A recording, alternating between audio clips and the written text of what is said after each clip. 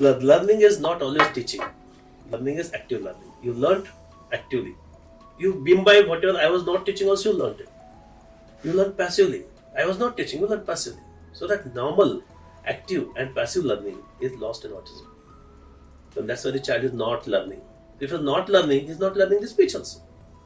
Now you are saying that बच्चा अभी third year MBBS से फेल हो गया, लेकिन तुमने पूछा नहीं फर्स्ट ईयर में फेल हुआ था, सेकंड ईयर में फेल हुआ था, वहां पे 30% मिले, सेकंड में 50% मिले, तो अभी तुमको पता चला क्योंकि अभी डिग्री नहीं मिल रही. Just because you are worried that school is refusing my child because you not talking, तभी आपकी आंखें खुल गई. लेकिन 1 साल का था तभी आपने बोला था कि नहीं सर थोड़ा सा देख रहा है, सुन रहा है. 2 साल का आपकी प्रेडिक्शन नहीं ठीक हो जाएगा.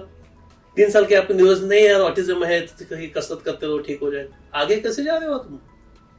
So real time is when the child is first year MBBS में ही वहां पे सब्जेक्ट कम है, वहीं पे अगर हम कुछ एफर्ट्स लेते तो फाइनल MBBS तक हम डिग्री के लिए तरसते नहीं. So it's same way of learning. So चौथा साल है स्पीच में एफिशिएंसी लाने का, स्टोरी टेलिंग आनी चाहिए 4 साल के बच्चे में. वो अगर पापा मामा भी नहीं बोल रहा है मतलब उसका 1 साल का भी डेवलप नहीं हुआ है. तो जो 1 साल का डेवलप नहीं हुआ तो 4 साल में बोलेगा कैसे?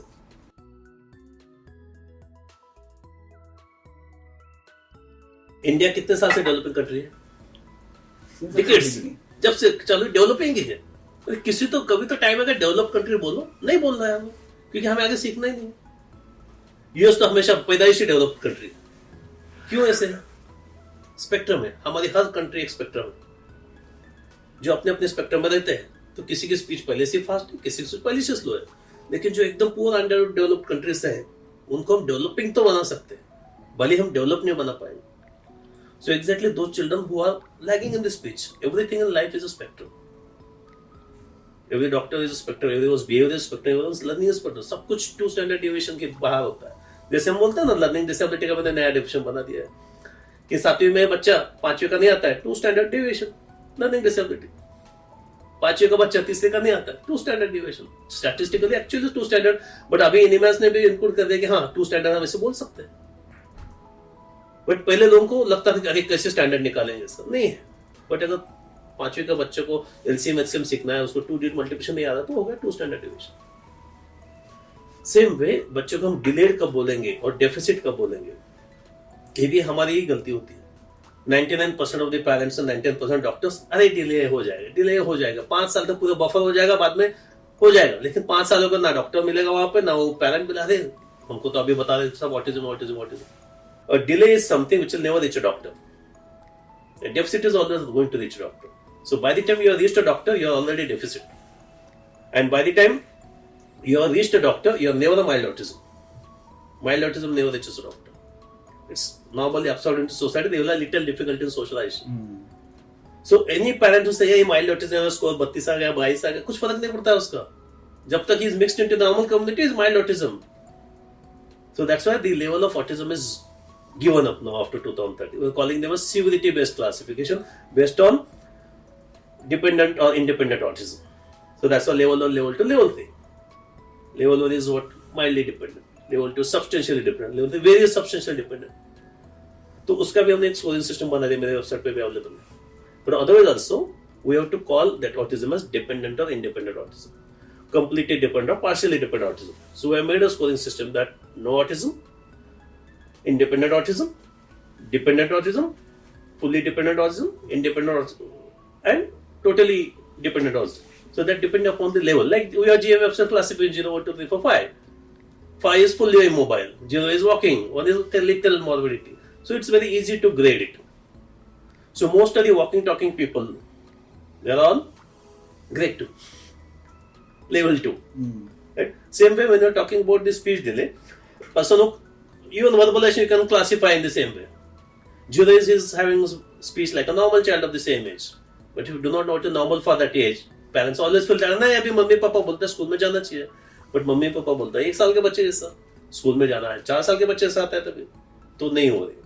इसलिए हम अंडरस्टैंड करने की कोशिश करेंगे कि एक कम्युनिकेशन बनता कैसे है. तभी हम समझे अरे हाँ इतने सारे स्टेजेस है उसमें. तो मैंने ऑलरेडी एक बुक में पब्लिश किया है recently article 21 stages of speech, how the speech develops through 21 stages. इस स्टेज के लिए अगर हम 3-3 महीने देंगे तो 60 महीने का पूरा स्पीच बनता है.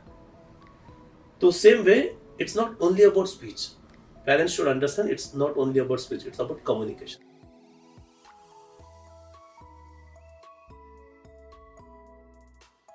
Speech can be expressive, non-expressive, verbal, non-verbal communication. Non-expressive also speech. The earliest non-expressive communication is when the baby is hungry and he's communicating with you. That is called mand, we call it. When he demands, that is demand. The 4 month के बाद नहीं मुझे दूध पीना है mummy. उसके बाद जो मैंड है crying feeding. But to develop communication, we need a connection. If you cannot connect, you cannot communicate. Like we are connected in those 5 minutes. We are communicating. If you cannot connect, you cannot communicate. If you cannot communicate, you cannot converse. If you cannot converse, you cannot argue. You cannot argue, you cannot make a story out of it. So when you want a child to connect, he should be ready for connections. Tata Sky plan अभी recharge करते हैं मैंने 600 रुपए का. एक भी channel नहीं आ रहा है. क्यों नहीं आ रहा है? तो डिश एंटेना का स्टैंड है, शेयर कहीं है, कहाँ पे फोकस नहीं है. तो स्टैंड अगर शेकी है मतलब बच्चा हाइपर एक्टिव है, कैसे फोकस होगा? तो पहले स्टैंड को खिले बांध कर टाइट कर दो. नॉर्मल पैदा होने का बच्चा भगवान हिलने नहीं देता है. देखो सुनो देखो सुनो देखो सुनो, सिग्नल ले लो सिग्नल ले लो. अगर पैदा होते ही चलने लगता तो सिग्नल लेगा ही नहीं उतने फास्ट. तो उसी डिश एंटेना स्टैंड जब तक फिक्स नहीं होता तब तक तुम्हारा डिश एंटेना फोकस नहीं होता.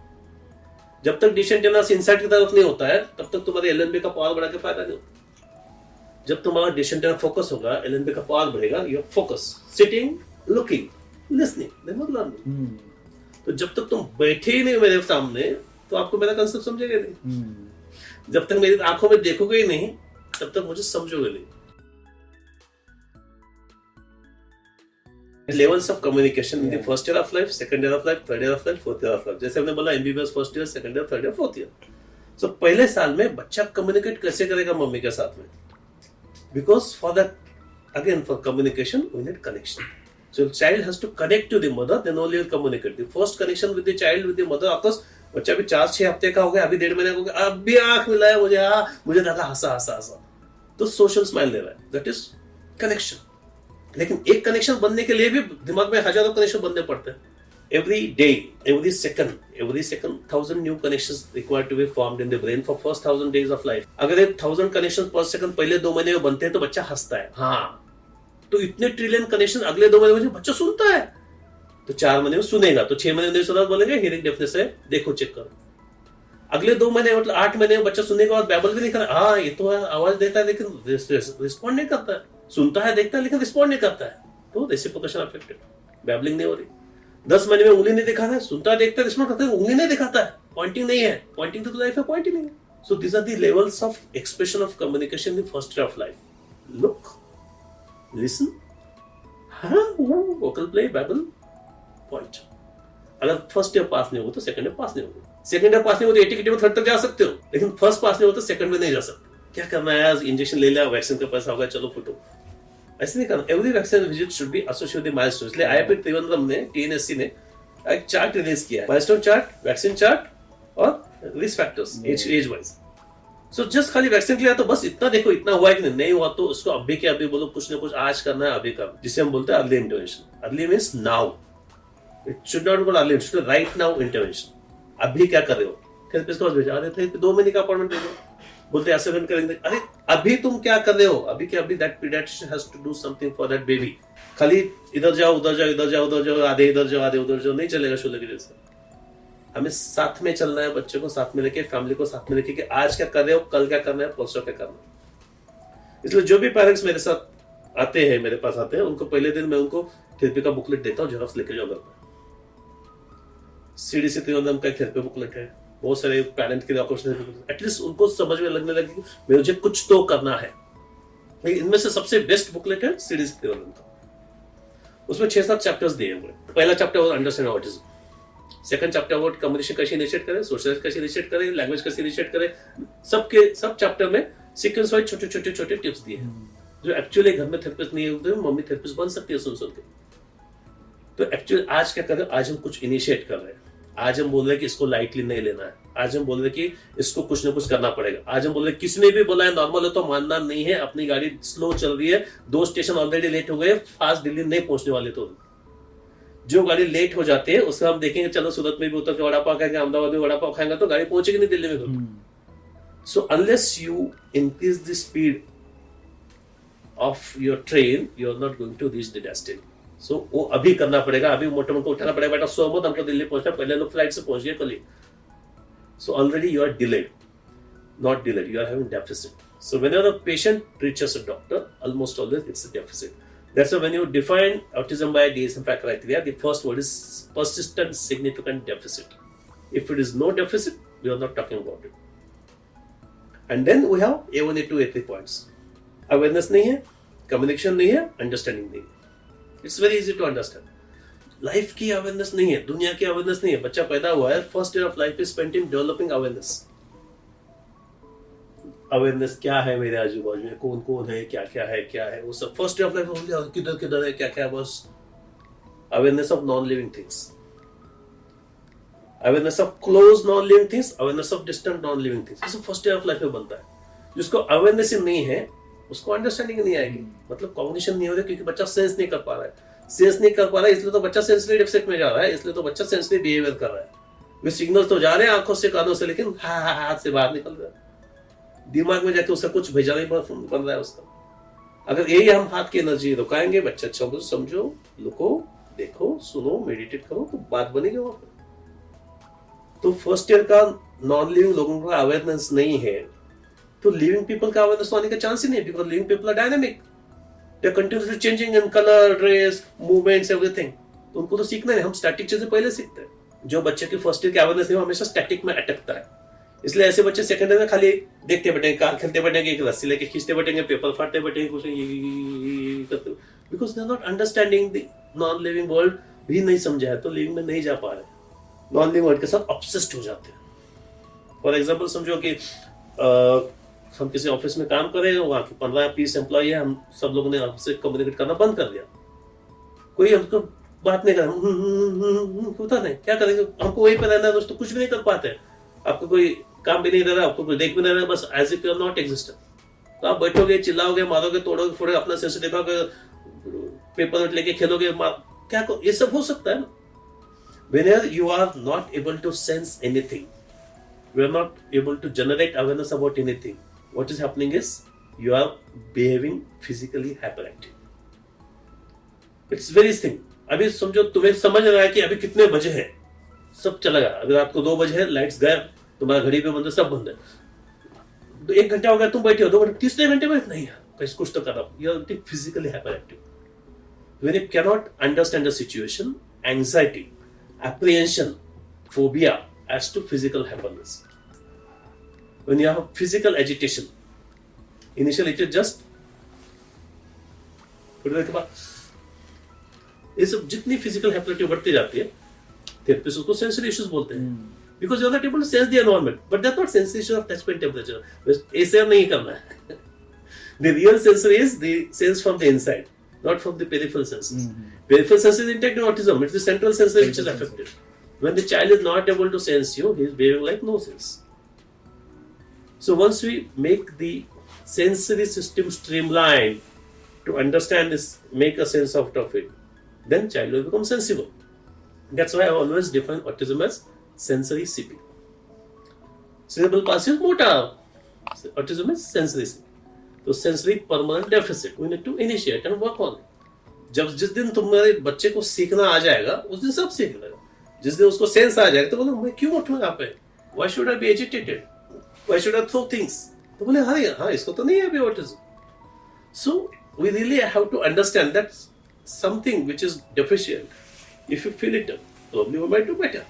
We just have to have some hopes that yes, someday this may be possible. Or maybe this may be possible right now. And some of the kids who are improving, probably improving on these hopes that we are doing something. So what we need to do is generating awareness of the non-living things, generating awareness of the living things, making them understand, communicate, and converse. So first year of life हमने देखा understanding non-living.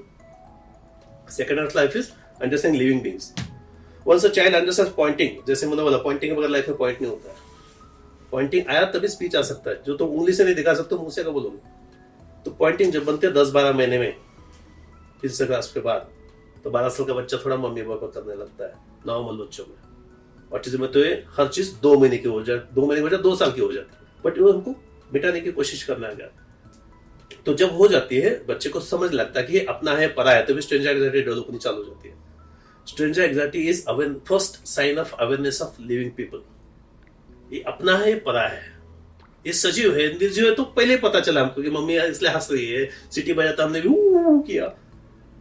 But stranger anxiety में ये अपना पराया system, that is the beginning of development of feelings, then emotions, and these feelings and emotions start between 12 to 16 months of age. When you start with stranger anxiety, then you start love, hatred, jealousy, possessiveness. All those 9 rasas will come between 12 to 14 months of personality development of the child.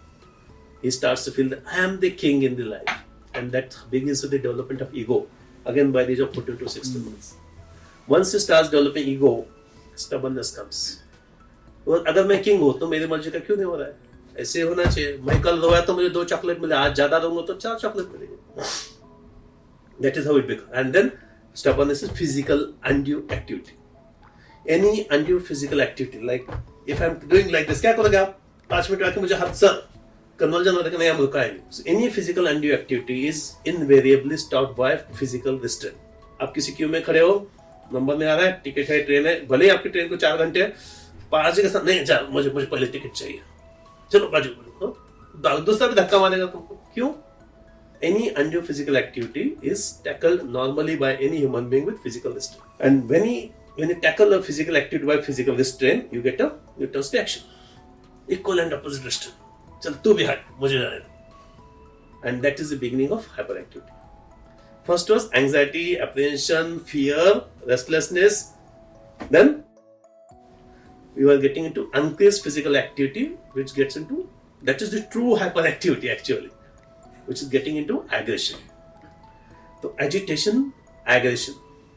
Agitation was aggression. Agitation को भी हम फिर से control करने, नहीं यार रुक जा तू, थप्पड़, आपने थप्पड़ मारे, उसके थप्पड़ पड़े। Violence, throwing things, breaking things, destroying things, and then using violence as a blackmailing game. अभी मैं फेंको क्या रिमोट डैडी? हाँ, नहीं, चल करता हूँ, तू चाहिए देता हूँ। Blackmailing. Then stealing, lying, and all behavioral things. So all these behavioral things and conduct disorders have a root in physical aggression. And the physical aggression is restrained by physical means. So autism and ADHD technically are not different things. You are not sensing, you are not behaving because you are not sensing. So it's a way of development. Normal child is at 3 years of age, we call them terrible toddlers. Jumping, running, enjoying. But अगर 10 घंटे से वही bed पे jump कर रहा है तो गाड़ी उसकी स्टक हो गई है वहां पे। तो बड़ा सीडी प्ले एक ही गाना बजा, जाने का। अरे गए वो दिन आएगा, तुम कसो उठा के बाजू रखोगे तो तुम वहां पे जंप ही करने दो, दूसरा दे, मुझे तो लेकर पक्का बंदर बन रहा है, मैं तो ऐसे करते रहूंगा। थेरेपिस्ट बोलती है ट्रैम्पोलिन बॉल लेकर नाचते रहो। अरे बैठने के लिए सिखाना है, तुम नाच के कैसे बैठना सिखाओगे? तो बैठने के लिए सिखाना है तो बैठने के लिए सिखाओ। मेडिटेट करना सिखाओ तो सुनेगा तो समझेगा तो बोलेगा। तो second of life is all about understanding living beings around, understanding people, who's what, who's why, and whom I. जब ईगो बनने लगता है, हम मिरर में देखने लगते हैं, मैं हूं, ये सब मेरे हैं, मेरी फैमिली है, मुझसे प्यार नहीं करते किससे करेगी? तो जब हम ईगो, इमोशंस, फीलिंग्स 16 साल तक डेवलप होने लगते कि मैं कौन हूं बताऊंगा मैं, मेरा नाम राजू है, राजू कौन है? मैं हूं। सो unless you understand yourself, you can not understand your people. When child starts feeling that I am a part of the family, then the family structure develops by the age of 18 months. And then किसके साथ जाना है, किसके पास क्यों जाना है, किसको कैसे ब्लैकमेल करना है, किसके पास नहीं जाना है, किसको मारना है, वो सब 12 से 18 से 24 महीने बच्चा समझने लगता है। ये सब all this is way of communication. तो 2 साल के बच्चे को 2 वर्ड सेंटेंस आने चाहिए, 18 महीने के बच्चे को 40 वर्ड्स आने चाहिए, 20 महीने के बच्चे को 100 वर्ड्स आने चाहिए। वो सब डेवलप होते हैं simultaneously, but it is all a way of communication. वो वर्बल कम्युनिकेशन हो गया, लेकिन वर्बल कम्युनिकेशन पहले आता है नॉन वर्बल कम्युनिकेशन, जिसका बिगनिंग होता है feelings, emotions and expression by actions, imitations. And that is how we get into the second of life, understanding human beings. First of all, understanding the non-living world, understanding the living world. And this is the only phase of development by which all animal therapies are marketing into the autism. Because you are understanding living being by some of the other mechanism. But living being, human being and pets, इसमें different होता है. Animals will only lick, touch, hug, swallow, kiss, उसकी bond physical love होता है वहाँ पे. Human के साथ सामने बैठो, फेस टू फेस बात करेंगे, बच्चे हो, बड़े हो गए, अभी चलो बात करते हैं. So if you want to have a conversation with a human to human, it should be face to face, sitting with social distance. हक किया, appointed गया. So you are not developing a proper development beyond the age of 2 years if you are teaching the child only to be with the animals. So when you cannot have human beings, you can have animals to develop some living connection, but that will not make you go beyond a 2-year-old's social communication. For the 2-year-old social communication, you need to have a interactive, face-to-face, human-to-human communication. And then you say that now child looks, listens, interacts and talks.